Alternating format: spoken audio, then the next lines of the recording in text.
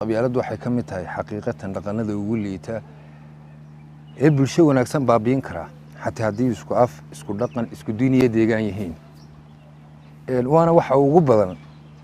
ee dadkeenu iska wacyigeliyaan haddana ku dhaqmaan iminka meel baynu ka hadlanahay waraysi baad iga qaadasaa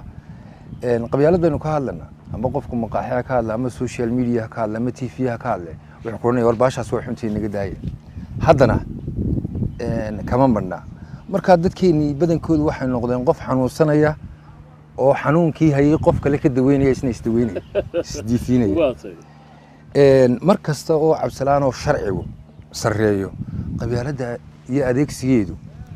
wuu shaqaa mar kasta oo sharcigu daciifana qabyaaladda iyo adeegsigeedu ama ku dhaqankeedu wuu xoogeystaa taasina waxay ku tusaysaa in qabyaaladda iyo sharci darradu mataana yihiin siday caajiska iyo fakhriguba mataana u yihiin inta horta maxay ahaydee Soomaalidu noolayd ee dadku gabayeen abwaanadu inta wacyigelin ayuun bay sheegayeen maantana waa la sheegaa dadkuna waqtigan haddaad gabay fiican oo qabyaaladda tiriso wax ka badan taankiyo oo dhaafsiisan ma jirto uu kuu sheegayaa inuu gabaygu fiican yahay haddana halkiibuu ka miisaya maalin dhaweyd waxaan sameeyey heesta la yidhaha hankaagu ha dhaaf reer hebel kadibna nin aan saaxiibanahay oo Axmed Cusmaan Batuul la yiraahdo ila soo hadlay wuxuu yiri war xasan war niyo hees wanaagsan baad samaysay oo tiiban kule markaas uu yidhi hankaagu ha dhaaf laakiin sidaa ina tiraahdo ma ahayne waxa la lahay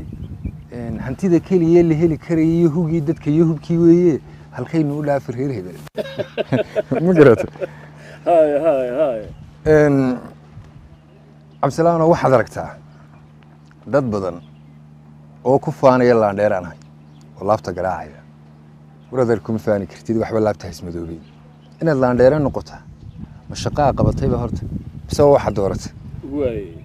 waxaad ku faani kartaa dad moofo yar samaysay maqaaxi samaysay adoo dad wuxuu soo beerisay soo kordhisay waad ku faani kartaa iminka dhararkayga waxba kama bedeli karo kuma faani karo waayo ma dooran sidaana dhararkayga ugu faani karin ayaana reerkan ka soo jeedo iyo qabiilkaygana ku faani karin mana jiro qabiil ka fiican iyo qof ka fiican baa jira wadaga fiicnaan kartaa dhaqan ahaan asluub ahaan aqoon ahaan dhinac walba laakiin waxa laga yaabaa inaan adiga qabiil fiicnaan farihiinuna ma sinna markii aad ii sheegtay in barnaamij aad iga qabanayso waxa jiray qoraan wadood igu dul qabatay ma xafisani laakiin waa ku akhrin karaa kuwii horena waa bay badan yihiin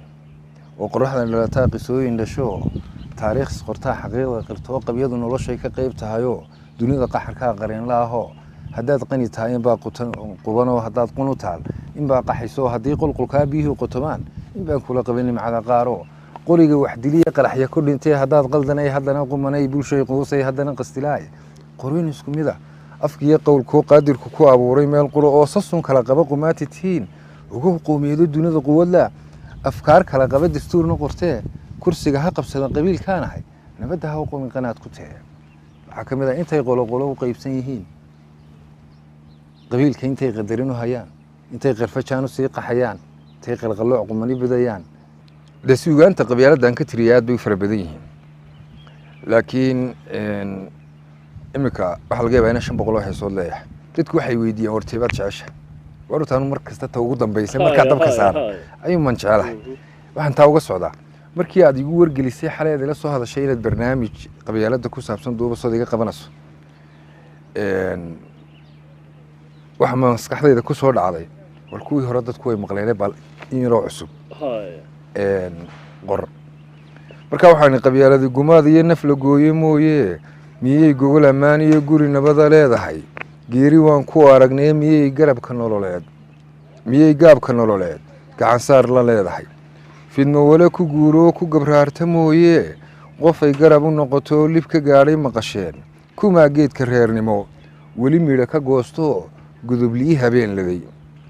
kursi nimay u goyso guudka saartay aragne muxuu galay muxuu guday ma gufeeyay baahida geygana muxuu taray gefka inay u hooy tahay gudintii sharkana tahay balaayada u guri tahay gaadiidkii jahliga tahay barta lagu goblamo iyo geerida u ehel tahay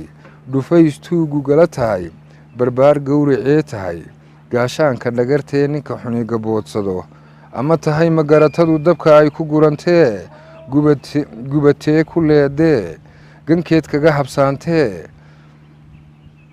ku sidano gasheenna horta mayla garateen garashada maxbuuska ah maanta iyo shalay guran berritana mugdigu galay teeda horey gaadhaye hadhaadigaa gargaar iyo gurmad culus u baahane guushayda maqaneey anigaa isgabayoo hanyaridu u goysee haddii aan isgarabsado waxaan dhalin lahaa gool